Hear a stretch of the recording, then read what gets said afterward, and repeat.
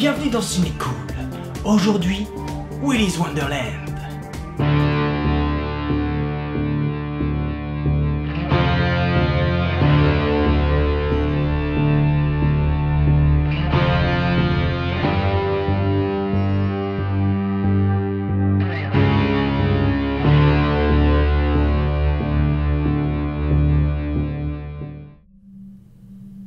Un homme mystérieux sillonne les routes. Il roule sur une herse et se retrouve obligé, pour pouvoir repartir, de nettoyer durant toute la nuit le restaurant pour enfants Willy's Wonderland, dont les attractions principales sont les animatronics de Willy et ses amis. Et ils veulent faire la fête. Encore une fois, je n'ai pas le Blu-ray, mais je l'ai commandé. J'ai été obligé de le commander au Canada, car bien évidemment il ne sort pas en France. Je l'ai commandé dans le même magasin que Turbo Kid, même si là, je dois bien avouer, avec le gros accent texan de certains personnages, etc., il est plutôt plaisant à regarder en VO. Mais je voulais la VF, ou du moins pouvoir y avoir accès si je veux.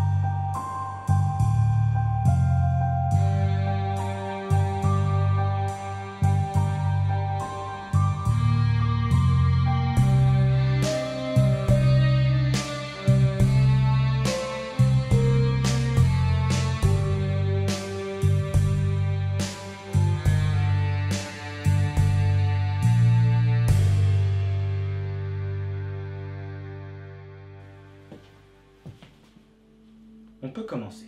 Je me doute que ceux qui me suivent sur Twitter se posent un petit peu la question de se dire mais alors attends, la dernière fois il nous a dit qu'il était rendu à 11 fois, est-ce qu'il l'a regardé 14, 15 fois, 17 fois? Non, je vous rassure, c'est beaucoup plus. Car là, nous sommes réellement en face d'un film d'horreur fantastiquement artistique. De l'absurde, certes, mais authentiquement rationnel et surtout envoûtant. Le film a vraiment un style à lui. Même si oui, il est très inspiré de Five Nights at Freddy's, il n'empêche qu'il a réellement son identité. Et je dois bien avouer que, même si Nicolas Cage est bien évidemment magnifique, c'est bel et bien à Kevin Lewis, avec ses choix de plans, avec ses choix certainement de couleurs, son directeur de photographie, qui a fait un boulot lui aussi exceptionnel. Certes, on a la sensation, pour moi qui adore Nicolas Cage, j'ai quand même la sensation que son style de jeu a inspiré l'identité du film. C'est-à-dire qu'il a vraiment quelque chose de fou, mais de contrôlé, d'absurde,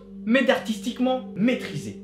Ce serait vraiment malvenu, je trouve, de dire que ce film n'a pas d'identité, ou n'a pas de particularité. L'histoire et le scénario du film, voire même l'écriture des personnages, sont remplis d'incohérences, mais d'incohérences très à droite. On sent que c'est des choix, c'est pas une mauvaise écriture, c'est une écriture qui a choisi de partir dans l'absurde pour se créer son identité, pour se créer son originalité. Si j'ai regardé le film autant de fois, c'est justement parce que, au départ, je n'ai vu que le côté absurde et incohérent de beaucoup de moments dans l'histoire ou dans le scénario ou dans le déroulement de la narration. Le moins qu'on puisse dire, c'est qu'il y a réellement de la folie dans la narration. Vous savez très bien que moi j'ai besoin que le film ait une cohérence pour pouvoir rentrer dedans, pour pouvoir le vivre. Donc avoir un film qui n'est pas vraiment crédible, qui me met en face de personnages qui font des choix incohérents, presque illogiques, qui a réellement créé sa propre logique à lui, et donc son propre univers à lui, aurait pu me faire décrocher. Et je dirais même, aurait dû me faire décrocher. Mais je suis rentré dedans dès les premières images. Il s'est passé vraiment quelque chose au niveau de la musique, au niveau des choix, au niveau de la couleur, au niveau du rythme des plans, au niveau de la qualité des plans, mais arrivé à la fin, je ne comprenais pas réellement pourquoi. C'est juste parce qu'il y a Nicolas Cage? Non. Parce que le fait est que Nicolas Cage a fait beaucoup de films, et il y en a certains où je suis absolument pas rentré dedans. Le fait qu'il soit là n'a absolument pas suffi à faire quoi que ce soit. Là, certes, le fait qu'il soit là a quelque chose qui m'a attiré et qui me plaît. C'est parce qu'il est super bien iconisé. Les plans, le personnage, le fait qu'il ne parle pas jamais, le fait qu'il ait toutes ces petites habitudes et tous ces trucs vraiment particuliers qui le rendent reconnaissable entre mille, font que, oui, ce personnage est réellement central au film. Il en fait pleinement partie. Il n'est pas juste là pour vivre une aventure. Il est le film autant que les animatronics ou toute l'histoire. Il est aussi étrange, bizarre, absurde et pourtant magnétique, fascinant, envoûtant. L'histoire est réellement cohérente, mais dans son univers. Et oui, ça se passe bien de nos jours et pas en 1980. On pourrait croire que ça se passe dans les années 80 parce qu'ils utilisent encore des téléphones fixes à l'ancienne, parce qu'il y a encore des télés cathodiques, et parce qu'on sent bien que le propriétaire, lorsqu'il met en marche les vidéos, il met en marche une cassette. Même le grain de l'image sur la télé, c'est une cassette. Mais non, ça ne se passe pas dans les années 80. Et ça, on le remarque tout simplement avec toute la technologie qu'il y a dans la voiture de Nicolas Cage, avec le fait que les personnages ont des téléphones portables, etc., etc. On est dans une ville tellement paumée, tellement en retard, tellement bloquée dans les années 80, d'ailleurs ils le disent, ils ne peuvent même pas utiliser un distributeur. Donc, c'est une sorte de ville qui est dans une bulle temporelle. Et ça contribue aussi à créer réellement une identité au film. C'est le moins qu'on puisse dire. On est vraiment dans un univers stylisé et fascinant. Dès les logos de prod, il y a vraiment un charme, il y a vraiment un truc qui se passe directement. Il y a vraiment quelque chose de millimétré, de vraiment travaillé, surtout dans les plans. Car oui, à force de regarder le film, j'ai remarqué ça, les plans sont toujours artistiquement cohérents, totalement dédiés à l'harmonie visuelle du film. Même les faux raccords sont volontaires et réellement beaux, dans le sens où ils sont là pour permettre de magnifier chaque plan. Mais vraiment, c'est-à-dire qu'il y a des faux raccords que même ma fille, qui a 9 ans, a vu, mais quand tu regardes le plan en question, tu te rends compte que ah mais ouais, mais en même temps, ce cadrage-là, cette position d'animatronics-là par rapport à Nicolas Cage donne un côté vraiment tableau au plan qui n'aurait pas été s'il n'y avait pas eu ce faux raccord. Le film est rempli de plans de ce genre-là. Vous allez vous régaler à ce niveau-là. Si vous aimez les bons plans bien cadrés, millimétrés, il y a un plan, ne serait-ce qu'au début, où il est juste à côté d'un arbre, avec sa voiture, avec lui. Le plan est vraiment parfait. C'est vraiment une belle photo. Un truc tout con, les lunettes de Nicolas Cage. Tout au début du film, pendant tout le début du film, il a ses lunettes de soleil, tout le long.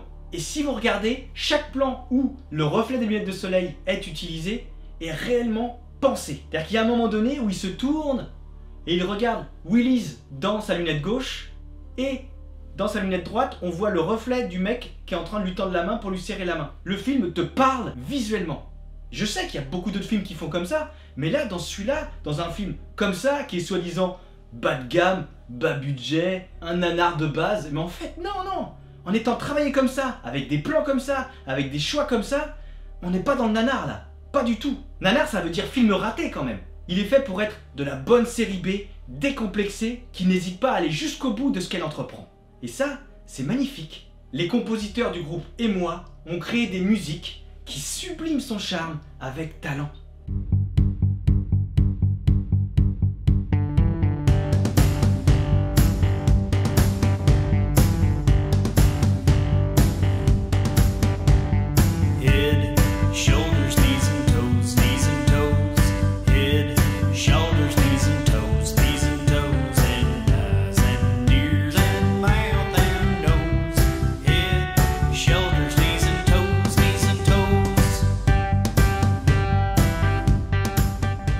Chef-d'œuvre de la série B, définitivement. Un film n'a jamais été aussi proche de ce que j'imagine être un tableau de maître fantastique, un tableau de maître à ambiance horrifique, une sorte de tableau mouvant d'1h30. J'ai lu divers trucs sur le film, sur le jeu de Nicolas Cage, j'ai même vu des vidéos qui m'ont gonflé tellement c'était de la mauvaise foi. Je veux bien qu'on n'aime pas le film, mais c'est pas la peine d'inventer des trucs non plus. Je sens bien qu'il y a beaucoup de critiques qui ne sont pas capables d'apprécier des acteurs moins traditionnels. Des acteurs qui ont tendance, si on les y autorise, à jouer des personnages plus excentriques, mais pas pour autant faux. Est-ce qu'on dit de Jack Nicholson qui joue faux? Est-ce qu'on dit de Jack Nicholson qu'il en fait trop dans Shining? Non. Alors pourquoi on le fait avec Nicolas Cage? Il y en a qui vont dire « Ouais, attends, tu compares Jack Nicholson, Nicolas Cage ?» Oui, et honnêtement, pour moi, Nicolas Cage peut très bien aller jouer les personnages de Jack Nicholson et il les fera quasiment dans le même genre de truc. Ça sera pas le même jeu, ils ont pas la même gueule, ils ont pas exactement la même façon de jouer, mais ils sont tous les deux capables d'excentricité, capables d'aller très haut dans la folie du personnage sans sombrer dans la parodie ou dans la caricature débile. Et ça, c'est pas donné à tout le monde. Mais on a l'impression que si tu sais faire ça, ça veut dire que t'es un petit peu foufou, un petit peu concon, et c'est tout. Non, c'est un style de jeu, putain, acceptez-le. Que ce jeu-là ne vous parle pas, que ce jeu-là vous semble faux, ne veut pas dire qu'il l'est. En plus, Nicolas Cage a quand même une carrière derrière lui. Il est capable de jouer tout en subtilité. Il n'y a qu'à voir La Cité des Anges. Emily Tosta est vraiment magnifique. Son jeu est vraiment très enfantin, si vous voyez ce que je veux dire. C'est léger et très agréable. Et ça, moi je kiffe. Réussir à trouver la limite entre un jeu enfantin et un jeu parodique et débile, du genre Hobbs & Shaw, je trouve ça génial. Ne serait-ce que sa façon de se positionner pour se battre, t'as vraiment l'impression qu'elle a choisi d'avoir une position un petit peu excessive, d'avoir une position exagérée, pour qu'à la fois on se dise « Ah, elle a l'air de savoir bouger », mais qu'en même temps on se dise « On dirait un gamin qui va jouer à la bagarre ». Et ça, je trouve ça cool. Et le moins qu'on puisse dire, c'est qu'elle est toujours juste, toujours en adéquation avec l'identité du film. Quelque part, il faut un film dans lequel il puisse lâcher l'excentricité juste dont il est capable, pour qu'il puisse sublimer l'œuvre de cette interprétation qu'il est le seul à pouvoir donner. Il n'y a que Nicolas Cage qui pouvait tenir le film uniquement avec son charisme artistiquement transcendant. On a aussi droit à Kaylee Cowan, que je ne connaissais absolument pas, qui joue un personnage avec un sex-appeal qui lui donne une prestance de fou. Constamment au bord de la vulgarité, mais sans jamais franchir la limite. Un personnage qui est tellement dans l'assurance de ce qu'elle est, qu'elle en devient hypnotisante. Son personnage est toujours juste, lui aussi. Encore une fois, c'est un personnage qui aurait pu être de mauvais goût s'il avait été ailleurs que dans Willy's Wonderland. Mais là, avec cette actrice et ce respect du personnage, sans partir dans la facilité des poufs détestables de slasher traditionnels, ou même de films d'horreur d'ailleurs, fait que même moi, j'ai pas réellement su comment la prendre au départ.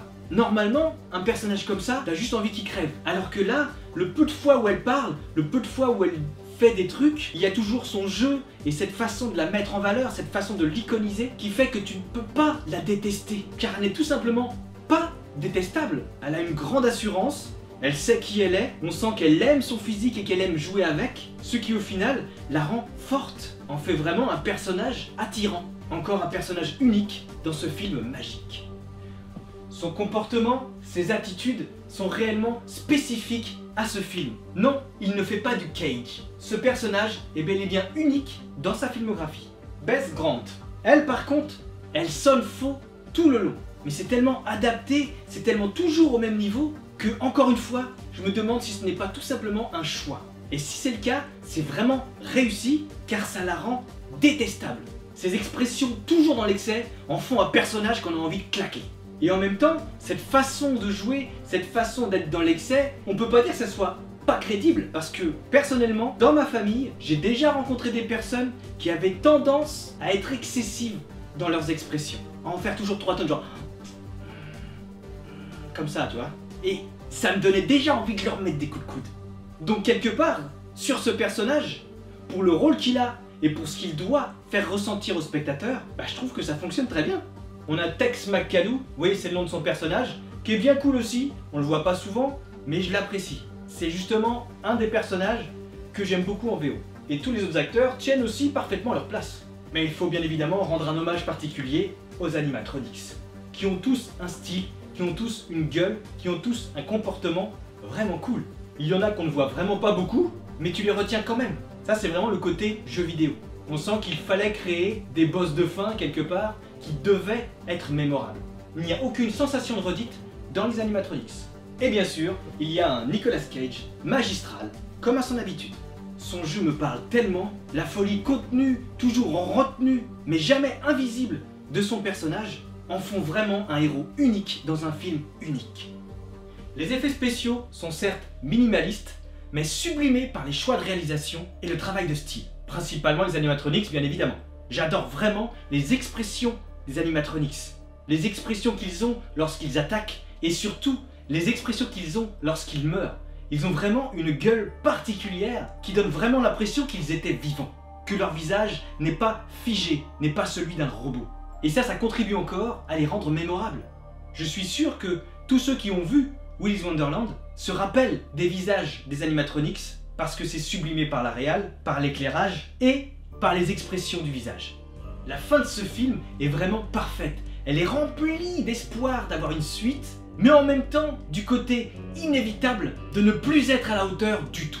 Déjà, il faudrait trouver quelque chose à raconter. Ça pourrait pas s'appeler Willy's Wonderland 2. Il faudrait juste reprendre le personnage de Nicolas Cage. Ça pourrait être cool. Mais je pense que si vraiment il y a une suite, il faudrait que ça parte dans toute autre chose. Il faut le même réal, le même directeur de la photographie et même les mêmes compositeurs. Et bien évidemment, Nicolas Cage.